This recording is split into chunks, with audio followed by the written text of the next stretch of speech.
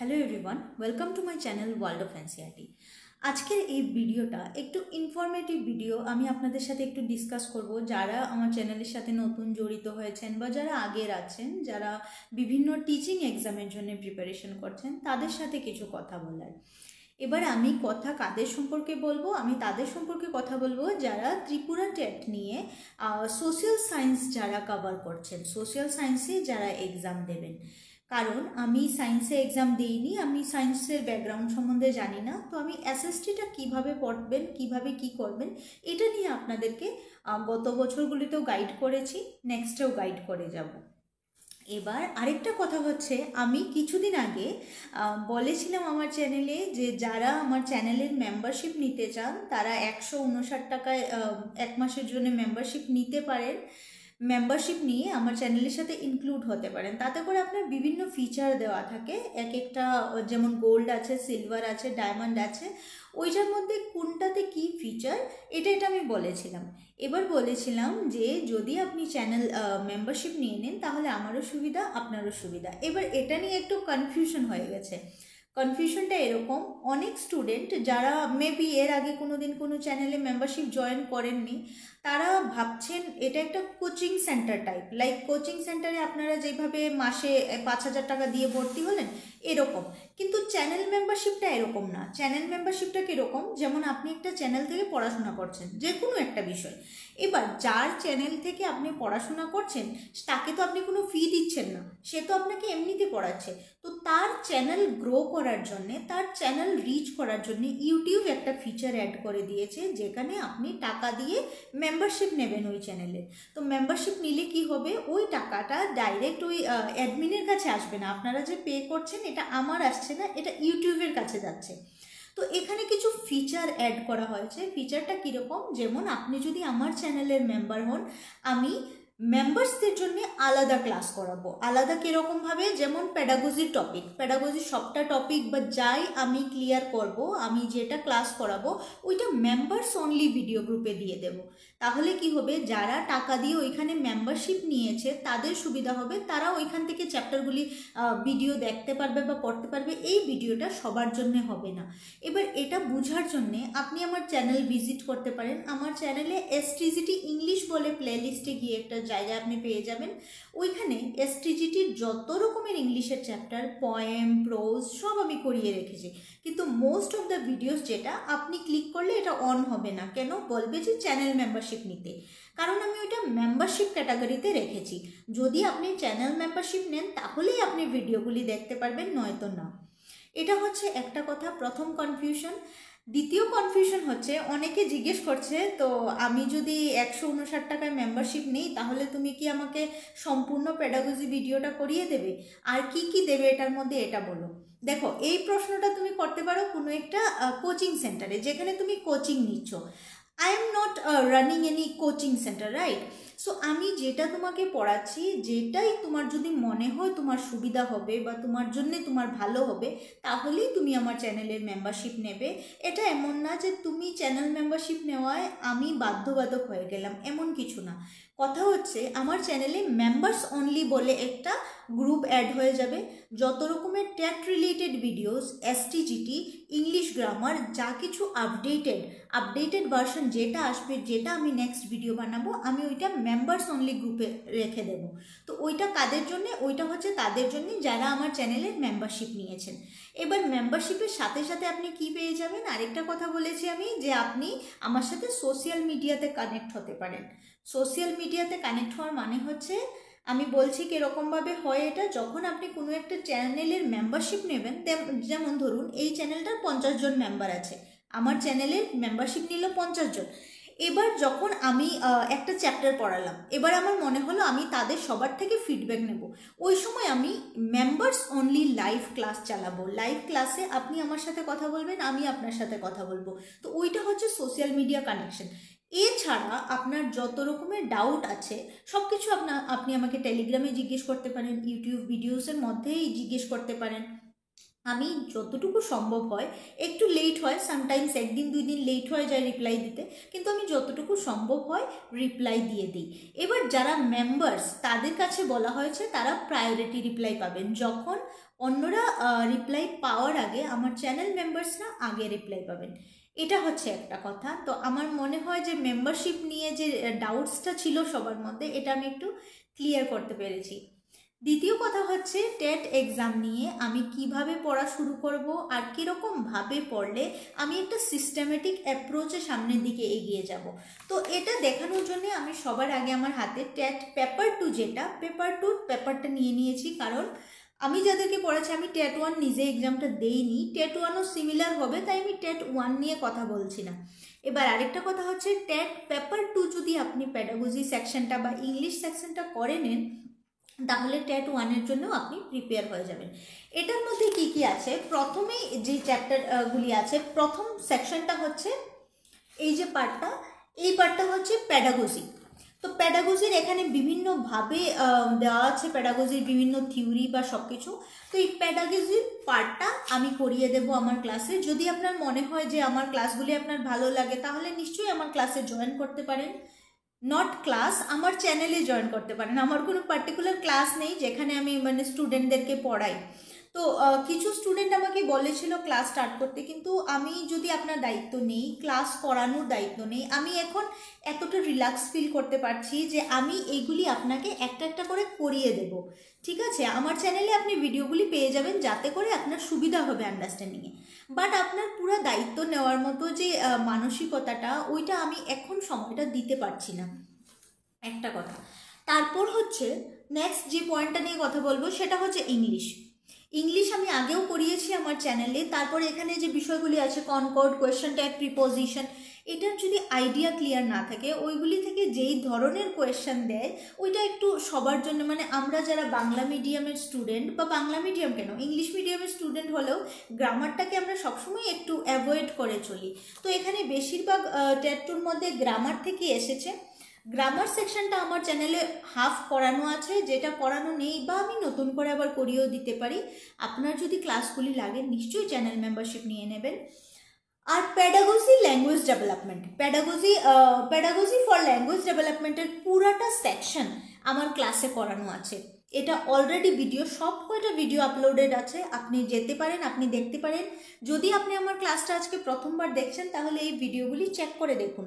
যদি আপনার মনে হয় আমার ক্লাসটা আপনার ভালো মনে হবে বা আপনি বুঝতে পারছেন, তাহলেই চ্যানেল জয়েন করবেন, নয়তো না। এবার অনেকে কি বলে, ক্লাসটা করার পর পেছনে বলে এসে যে দিদি পিডিএফ দিয়ে দাও, পিডিএফ দিয়ে দাও। কথা হচ্ছে আমি কাকে কাকে পিডিএফ দেবো? আমার একটা ভিডিওর ভিউজ যদি 5000 আসে, 5000 মানুষকে কি একসাথে পিডিএফ দেওয়া সম্ভব? এটা তো সম্ভব না।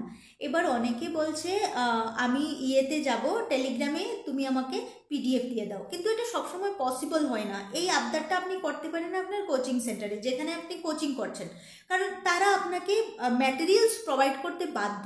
কিন্তু আমরা যারা অনলাইন পড়াচ্ছি আপনাকে, নট অনলি কোচিং সেন্টার, যারা ইউটিউব থেকে যারা পড়ছেন, আপনার কনসেপ্ট ক্লিয়ার করার জন্য আমি এখানে আছি। আপনার যে কোনো বিষয়ে যদি আইডিয়া নিয়ে একটু ডাউটস থাকে, ওইটা আমি ক্লিয়ার করে দেব। কিন্তু ইন্ডিভিজুয়াল অ্যাটেনশন দিয়ে ম্যাটেরিয়ালস প্রোভাইড করার মতো আমার এত সাধনও নেই, আর প্লাস পরিবেশটা এখনও আমি ওইভাবে রেডি হইনি। ওইটার জন্য কি করতে হয়, মানে পুরো ডেডিকেটেডলি আমি এখানে ক্লাস শুরু করে দিতে হবে আমাকে। তো আমার নিজেরও কিছু পার্সোনাল জিনিস থাকে, সবটা দিয়ে আমি এতটা টাইম দিতে পারি না যে আমি গুগল ক্লাস, যেমন অনেকে আমাকে এই অফারটা দিয়েছেন যে ট্যাট কোচিং স্টার্ট করো গুগল ক্লাসে।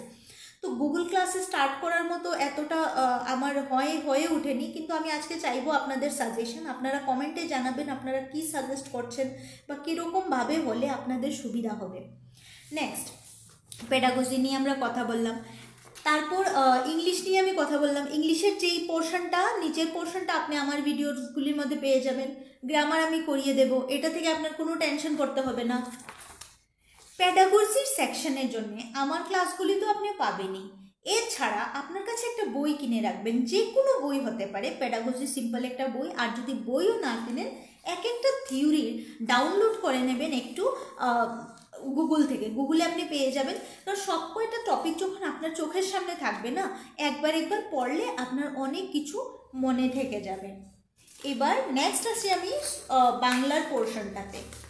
যারা বাংলা দিচ্ছেন বা ককবরকও মেবি একটা অপশন আছে, ককবরকটা আমি জানি না ঠিক কীরকম কী হয়, এটা যারা করছেন তারা ভালো বুঝবেন। বাংলার সেকশনটার জন্য আমি বলবো একটা গ্রামার বই, বাংলার যে কোনো একটা 9 বা 10-এর একটা গ্রামার বই যদি আপনি রেখে দেন, তাহলে কি হবে, আপনার এই সব কয়টা জিনিস আপনি নিজের থেকে পরে বুঝে নিতে পারবেন। গ্রামার সেকশনটা আপনি নিজে থেকে কমপ্লিট করে নিতে পারবেন। তারপরও অনলাইনে অনেক গ্রামার ক্লাসেস আছে, একটা একটা করে ভিডিও দেখুন, পুরো ক্লিয়ার হয়ে যাবে। এবার আসছে ভাষা উপভাষা সব কিছু তো গ্রামারের অংশ। তারপর আসছে বিদ্যাপতি, কৃত্তিবাস ওঝা, বৃন্দাবন দাস, এরকম যে রাইটাররা নাম আছে, তাদের কি করবেন, আপনি একটা কপি নেবেন। যেমন আমি এখানে দেখাচ্ছি, এরকম একটা কপি আপনার কাছে রাখবেন।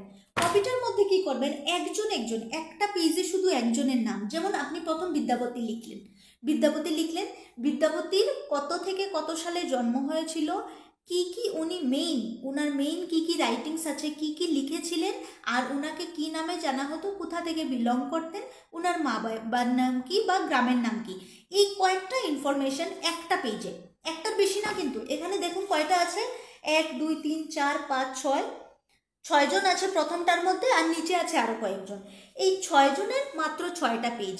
নোটস যত কম আপনার কাছে রাখবেন তত পড়াশোনা ভালো হবে। এবার একটা এই বিদ্যাপতির যদি 6টা নোট আপনার কাছে থাকে, আপনি একটা নোট বানিয়ে রাখুন যে আমি ডেইলি সকালে উঠে ½ আমি এগুলিকে রিভাইজ করব। এবার 1 মাস এই 6টা নোট আপনি ডেইলি পড়ে দেখুন, আপনি আগে 10 বছর অবধি কোনো ইনফরমেশন ভুলতে পারবেন না। এত বার করে আপনি রিভাইজ করছেন যে ভুলতেই পারবেন না। গেল বাংলার পোর্শনটা, এইভাবে করে বাংলাটা কমপ্লিট করে নেবেন। নেক্সট আসি আমি জিওগ্রাফির মধ্যে। জিওগ্রাফি, হিস্ট্রি, আর আসছে social and political life, pedagogical issues in social studies. Best হয় আমাদের এখানের একটা টেন্ডেন্সি আমি কি দেখলাম, সবাই চায় সব কিছু রেডিমেড সব কিছু আপনি পাবেন না। যেমন এখানের কয়েকটা টপিক, এই যে টপিকগুলি স্টুডেন্টরা বুঝে না, এটা বুঝে না বলে কোচিং সেন্টারে দৌড়ায়। কোচিং সেন্টারে গেলে গাদা গাদা নোট দিয়ে দেওয়া হয়, বোঝানো হয় না। যেমন একটা কথা হচ্ছে pedagogical issues in social studies, এখানে বলছে concept and nature of social studies, social science. Social স্টাডিজের কনসেপ্ট কি, নেচার কি, এটি হচ্ছে এমন টাইপের টপিক, এটা আপনি নোটস করে এখান থেকে কোনো কোয়েশ্চেন আসবে না, কোয়েশ্চেনটা আসবে অন্যরকমভাবে ঘুরিয়ে। আমরা প্রিভিয়াস ইয়ারের কোয়েশ্চেনগুলি আমাদের চ্যানেলে ডিসকাস করব। তো এই যে দুইটা পোর্শন, এই দুইটা পোর্শন আপনি আপাতত রেখে দিন। আপাতত এটা নিয়ে পড়ার আপনার দরকার নেই যে social issues in pedagogical issues in social studies, আর হচ্ছে social and political life. Political science থেকে অনেকটা বিশদ কোয়েশন আছে, আপনি পড়লে আর্টিকেলসগুলি পড়ে রাখতে পারেন। ডেইলি 2টা করে 5টা করে আর্টিকেল যদি আপনি জেনে রাখেন।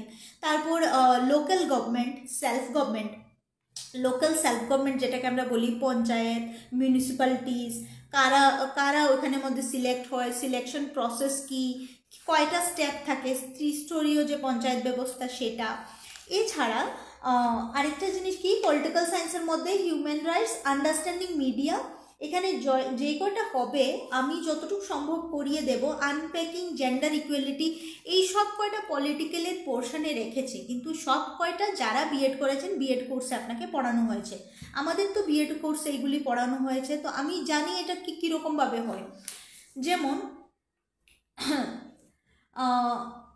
এখানে diversity in Indian society and institutions, এটা তো আমার বুঝতেই হবে না, আমি কার কাছে যাব নোটের জন্য। ডাইভার্সিটি ইন ইন্ডিয়ান সোসাইটির মধ্যে যে ডাইভার্সিটি আছে এটা আমরা সবাই জানি।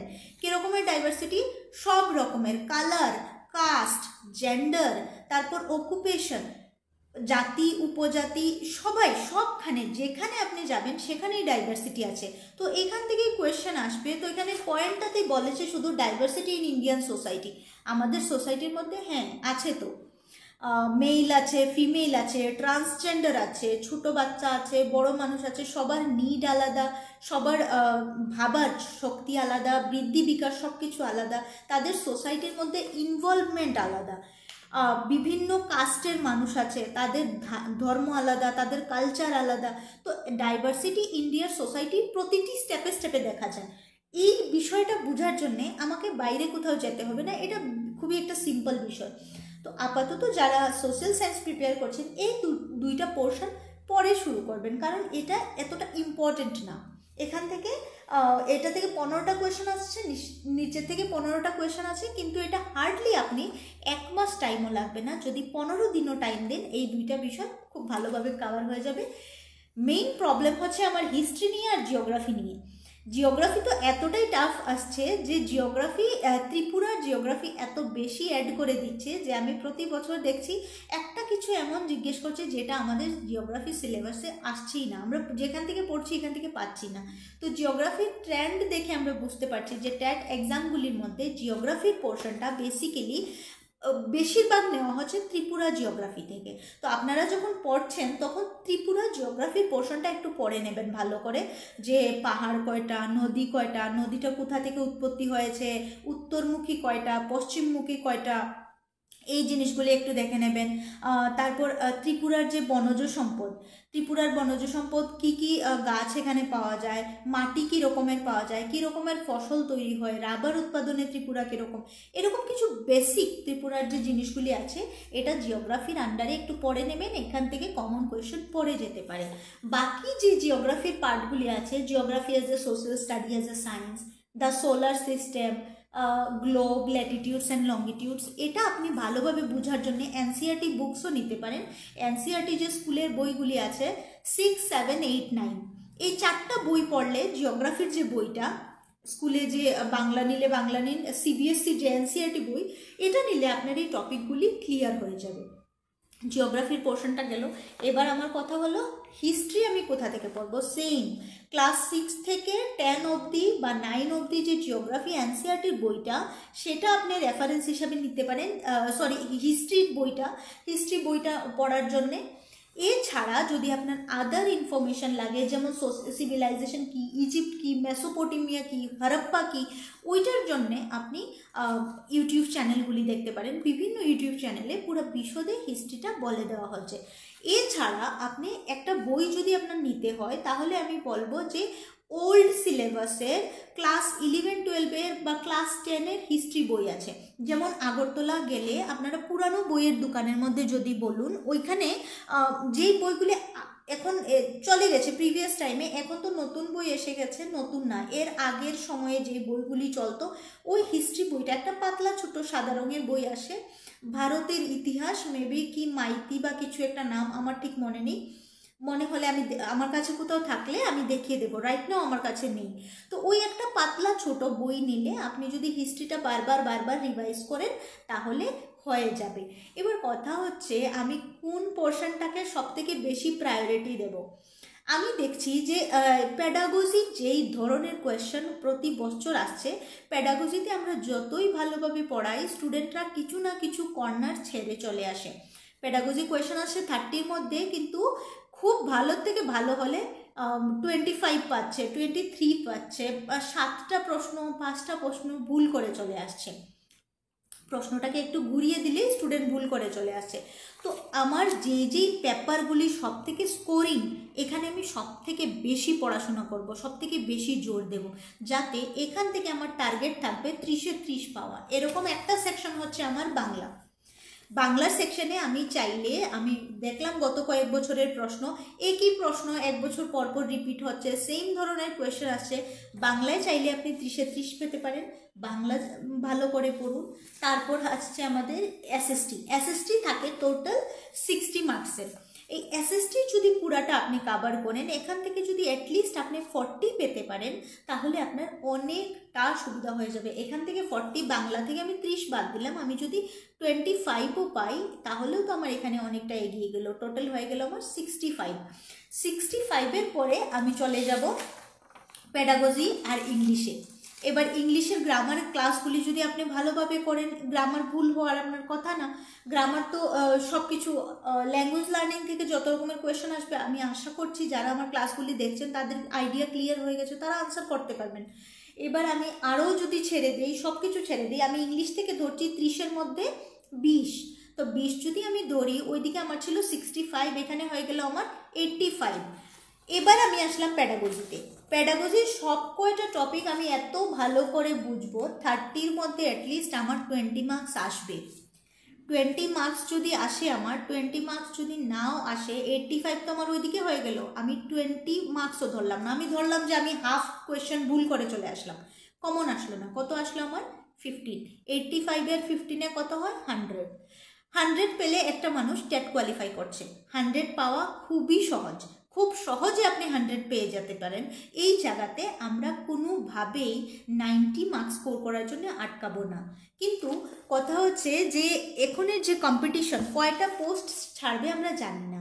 এবার আমার টার্গেট থাকতে হবে সব কয়টা বিষয়ে আমাকে অ্যাবভ 100 পেতে হবে। 110, 115 যদি আপনি পান তাহলে অনেকটা সুবিধা হয়ে যাবে। যারা আমার এসটি ভাই বোনেরা আছে তাদের ভ্যাকেন্সি অনেক খালি পড়ে থাকে, তো তাদের জন্য মার্কসের পোর্শনটাও একটু কম, কিন্তু তাদেরকে কষ্টটাও আরেকটু বেশি করতে হবে, যাতে যেই কয়টা পোস্ট আছে যতজন পরীক্ষা দিচ্ছে সবাই যাতে ক্লিয়ার করে। তো এই ছিল আজকের ডিসকাশনের বিষয়। এছাড়া যদি কোনো রকমের কোনো কোয়েশ্চেন থাকে আমাকে কমেন্টে জানাবেন, আমি ডিসকাস করব আপনাদের কি সমস্যা এটা দেখে। আর আশা করি আমি বুঝাতে পেরেছি। এছাড়া কোনো রকমের যদি পড়াশোনা রিলেটেড কোনো কিউরিজ থাকে যে কিভাবে পড়বেন, কোথা থেকে পড়বেন, বলবেন, একসাথে বসে আমরা ডিসকাস করব। ধন্যবাদ সবাইকে। এই ছোট্ট ভিডিওটা একটু ইনফরমেটিভ ছিল আজকের জন্য। দেখা হচ্ছে নেক্সট ক্লাসে।